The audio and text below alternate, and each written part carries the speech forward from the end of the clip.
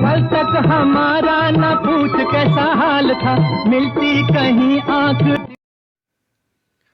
एक bus conductor Badruddin Jamaluddin काजी, जो आगे जाकर बने हिंदी फिल्म इंडस्ट्री के लेजेंडरी एक्टर। हिंदी फिल्म में कॉमेडी का एक नया आयाम इन्होंने पेश किया। मोहम्मद रफ़ी ने इनके लिए गाने गाए, ओपी नैयर ने इनके लिए गाने कंपोज किए।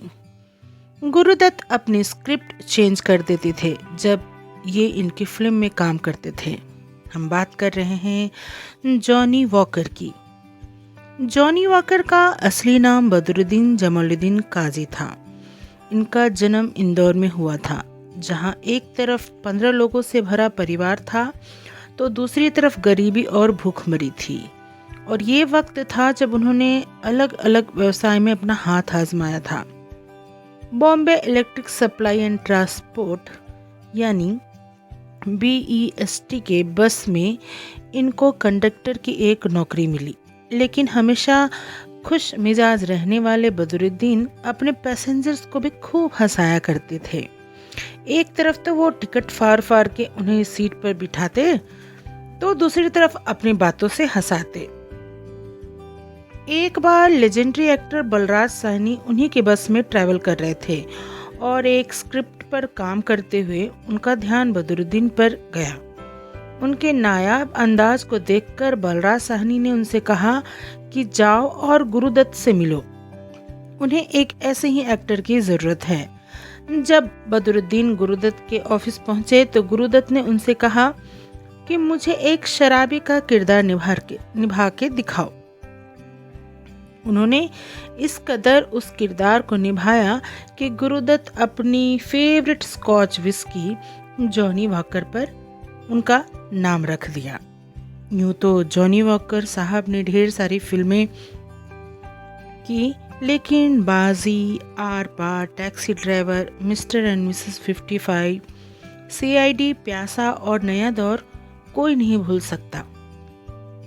ये वो दौर था जब हीरो या हीरोइन के लिए ही गाने गाए जाते थे। लेकिन जब जॉनी वॉकर ने सिल्वर स्क्रीन पर कदम रखा तो ओपी नैयर जैसे मशहूर म्यूजिक डायरेक्टर ने जॉनी वॉकर की पर्सनालिटी को देखते हुए कई गाने कंपोज किए, जिन्हें मोहम्मद रफ़ी साहब ने प्लेबैक किया।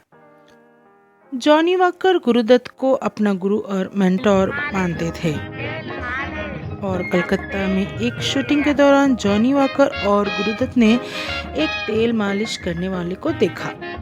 वो मौका था जब गुरुदत्त साहब ने जॉनी वॉकर साहब से कहा कि देखो, इस तेल मालिश वाले पर पूरी नज़र रखना, मैं चाहता हूँ कि तुम एक तेल मालिश वाले का किरदार निभाओ। यूं तो गुरुदत्त के हर फिल्म में जॉनी वॉकर साहब नजर आते थे, लेकिन गुरुदत्त साहब की असमय मौत ने जॉनी वॉकर को बहुत बड़ा धक्का दिया। लेजेंडरी यूसुफ साहब यानी कि दिलीप कुमार ने जॉनी वॉकर को बहुत सपोर्ट किया। जॉनी साहब के बहुत ही उम्दा दोस्त शम्मी कपूर जॉनी साहब के घर पहुंच गए एक दिन और कहा कि मुझे गीता से शादी करनी है, बता यार मैं क्या करूं। जॉनी वॉकर साहब की शादी अपने ज़माने की मशहूर एक्ट्रेस शकीला की बहन नूर जहां से हुई। ये बात सही है कि जॉनी वॉकर साहब को उनकी कॉमेडी के लिए ही याद किया जाता है, लेकिन अगर हम ध्यान दें तो फिल्म आनंद में उन्होंने एक ऐसा जज्बाती किरदार निभाया कि सबने उनकी अदाकारी का लोहा एक बार फिर माना। और बहुत अरसे के बाद कमल हासन की फिल्म चाची 420 में जॉनी वॉकर ने एक शराबी मेकअप आर्टिस्ट का रोल किया।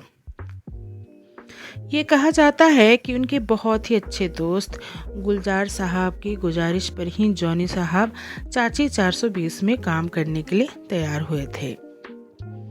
सन 2003 में कॉमेडी का ये बादशाह जॉनी वॉकर इस दुनिया को छोड़कर चला गया, लेकिन इस एक्टर ने ब्लैक एंड वाइट फिल्मों से लेकर कलर फिल्मों तक का सफ़र तय किया। दिलीप कुमार हो या देवानंद, राजेश खन्ना हो या अमिताभ बच्चन, इन सभी के युगों में जॉनी वॉकर ने अपनी एक अलग पहचान बनाई। हिंदी फिल्म सिनेमा में इनका नाम अमर रहेगा।